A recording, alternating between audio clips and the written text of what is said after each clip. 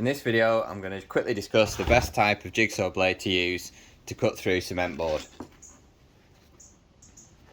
Now you can use these traditional carbide cutting blades. You can pick these up fairly cheaply, and they have an abrasive coating that, as you operate this in your jigsaw, slowly cuts through your cement board.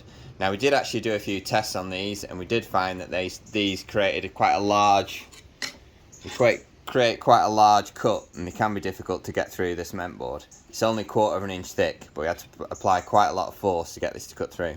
Now these probably will last a lot longer with them being carbide, but they are difficult to make the cut. We also tried to use a traditional metal cutting blade.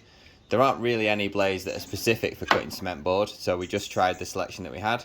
These metal blades soon got a bit too hot, and as you can see, it's worn out the teeth quite quickly.